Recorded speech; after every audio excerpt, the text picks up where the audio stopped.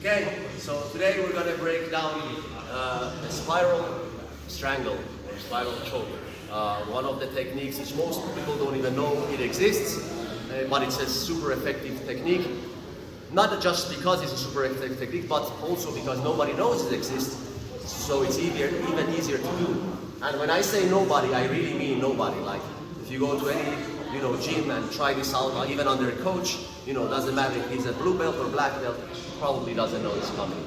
This is a very, very catch wrestling technique, like very, very catch wrestling. I haven't never seen this in a Jiu-jitsu class or a BJJ or Judo class. Very, very catch wrestling style. So this is the position. The leg on turns around. You'll see. So we are in a referee's position. It's either low referee like catch wrestling where he's hiding his ankle. It might be a high referee for freestyle where his ankle is especially wants to get up faster. Or it could be a turtle, like more like Jiu-jitsu, Judo. Guys. No. So it might be a turtle where he's like this. And then, this is a poor balance, but he's defending more about my nose. So now, normally what you learn about strangling is that you go here, doesn't matter which one, for now let's start from here. So normally what we learn about strangling is that put your hooks in and then start strangling, just in case he starts rolling around. I have a good control here, so I can finish. Normally we end up on the weak side here, and then we start strangling, right? So that's what we learn. That's what we learn normally, and that's fine. Except that sometimes it might be very difficult to put those hooks in. Because as soon as I start putting one hook in, and he starts defending the other hook in, it's difficult to get. Or he might even stand up, put a underhook, and then start building his base, right? So big problem. Or you might start with a strangle, and then you try to put your hook. So you get your strangle, and then as soon as you get your strangle, before you manage to do anything, he pulls guard, go ahead, and we don't have this. Or he might even pull in the side mount, go ahead. Like, he might even just roll to a side mount, go roll, and we end up here with nothing. Or, if he's more like a wrestler type, like a freestyle wrestler, he just gets that underhook, stands up, and again, we don't have nothing, and now I have to change to like bulldogs, strangles, and stuff like that. So, to avoid all that, what we're going to do is we're going to take him down, like riding him, right? So this is how it looks like. I'm going to get my strangle immediately. And then once I get my strangle, now, whatever he does, one of the moves he does is that he goes down and he just grabs my fingers there, boom, and then brings it out. Or, like I said, get the underhook and stand back up. Or, like I said, roll to a side mount, boom, and defend. So, all of those are covered if I can control his body. And how I control him is with a spiraling. So once I'm here, I start pushing, putting heavy pressure on his head and spiraling around. Looks like this. And then when I'm here, once I'm here, I'm pulling back my bottom elbow. So in this case, my right hand elbow, I'm going to pull it back and finish the choke. Now, right now I'm very lazy. I'm very comfortable on Lezan, but normally I would be, come here please. No, you don't move. No. So right now I'm being nice to Lezan by putting my knee on the ground, but normally I would be like here. Why? It's because Lezan wants to push back and he wants to turn towards the mount like that. So my job is to push against that long enough to finish my strangle. So I'm gonna keep here and I'm gonna, using my chest and my shoulder, push back. Go ahead now, push towards me. Yeah. He can't turn because I'm pulling towards. I'm not here where he can turn towards me. I am pushing back towards him. And now I have a lot of time to pull back my elbow and finish. Sorry, I yelled at his ear. It's okay. Okay? So that's the technique we're going to do. Now, if you go back again.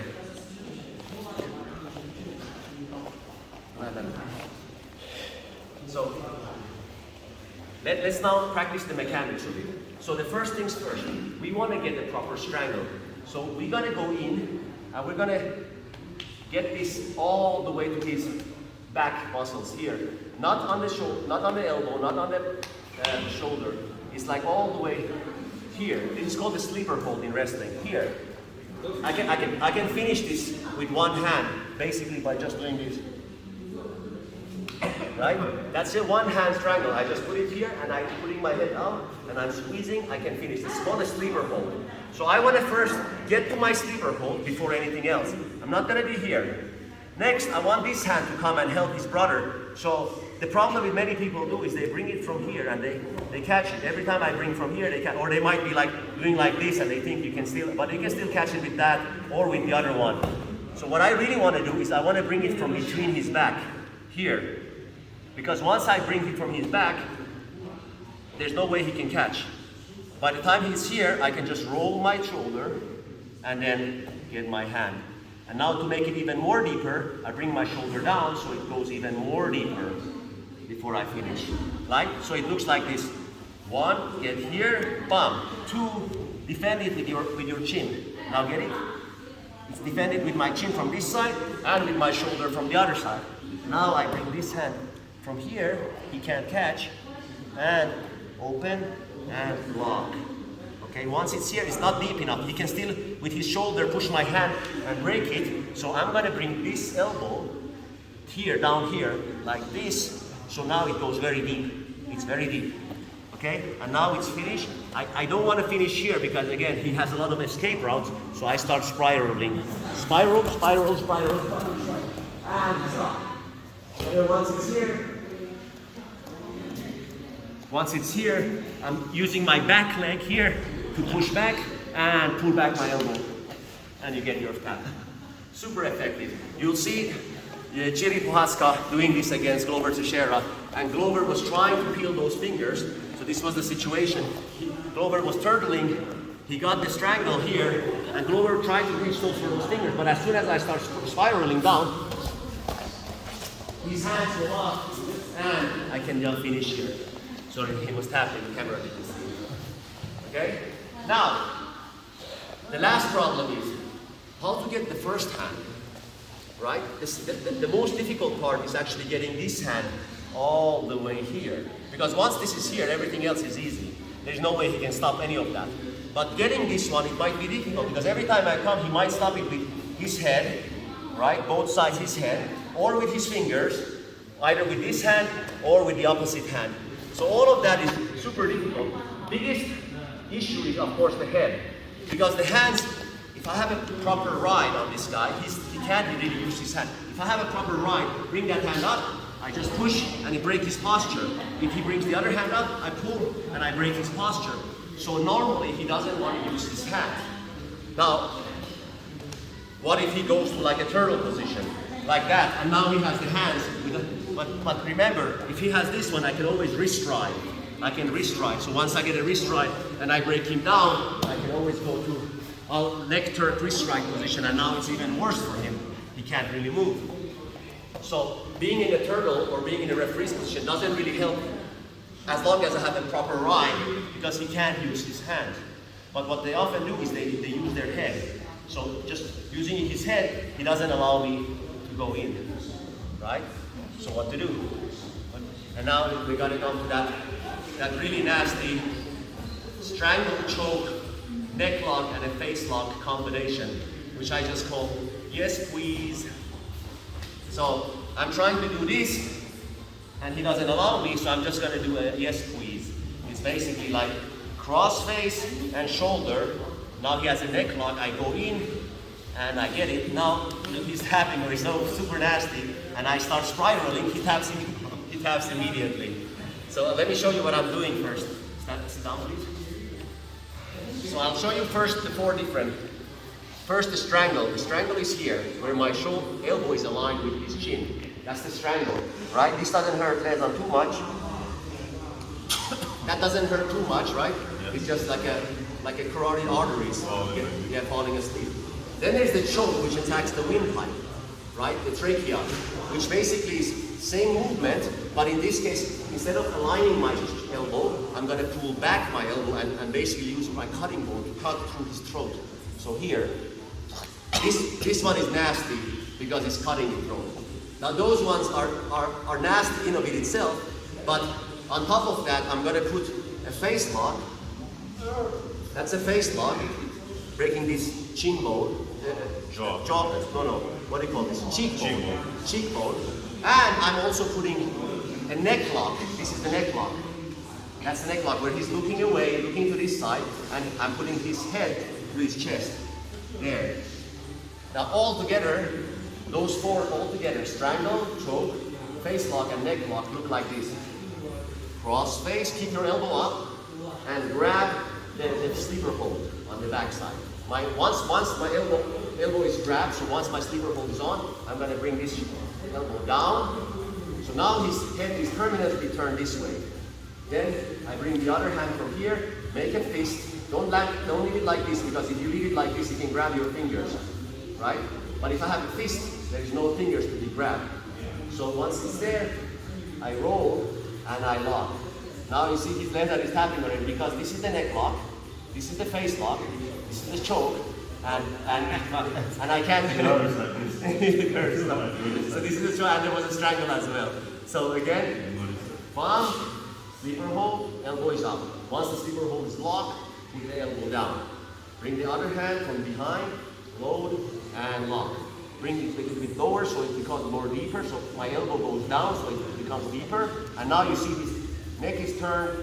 This is the face lock, this is the neck lock, this is the strangle, and you don't see the difference.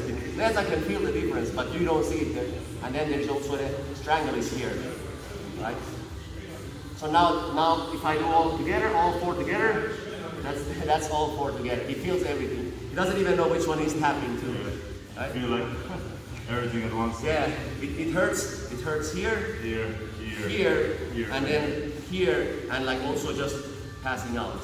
So now, one more time. Sorry, there's to get a little bit of a torture. So he defends his neck. So I'm just gonna go bam and bam, and now same thing. And now his neck is permanently turned. I put with this shoulder, put pressure on his head so that I can do his spiral fight. He's tapping, right now he's tapping, but I'll let me go like this, and I'm just going to be walking, and stop. And this will be a position where I will finish. So normally it doesn't end up all the way if you're doing the yes please. It basically means like I'm not going to like give you, oh thank you, right? So, go back down.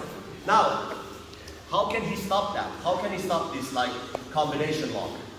Well, there's two things he can do. One, he can keep his head up. Two, he can bring his head all the way down. Well, we got to discuss those as well. So if his head is really hitting high, so I cannot do that face lock because that's there. So we just do a regular strangle. Boom, and now start walking. Start walking and breaking it down. Okay, so that's everybody knows. Now what if his head is all the way down? Again, now I cannot do the cross face. So, but now I can go for my half ouch. So half Nelson. So power half Nelson from this side, or power half Nelson from that side, or even a full Nelson, right? So power half Nelson looks like this. For example, I go from this side, and I go and I break his posture, which is what I want anyway. I just want him to break posture. However, being catch wrestling as it is, if he really goes that down, I'm just going to lock it, and I control this wrist, and I'll just finish it from here. That's a tap, right? It's a full Nelson, it's a quarter full Nelson. Basically, I get a full Nelson, half Nelson, I just walk, and that's the shoulder lock. Or I get it both here, like lock with a gable grip, or just here, and I do the same walk. So I'm walking this way, and I get the same tap. So what else he can do? Go back. So get the strangle, yes squeeze, Nelson family. So the only other thing he can do is to bring those arms to rescue. So either doing this or that, or going down and doing this or that. And we discussed this already. So when the hand comes up, there's no pillar. So push that way, and you broke his posture. He brings the other hand up, There's no pillar here. Again, push this way, and you break this posture. And if he turtles up, more like what's his name? Texeira was doing. So now you have those wrist strides. Now you have those wrist strides. So once I get a wrist stride, I can start breaking the posture, and then start doing, leg turk. This is my leg turk. This is my wrist stride, and that's my chest. So leg turk plus wrist stride is a very dominant position. Nezdan can't really move. Right? So all this together makes it really difficult for him to defend.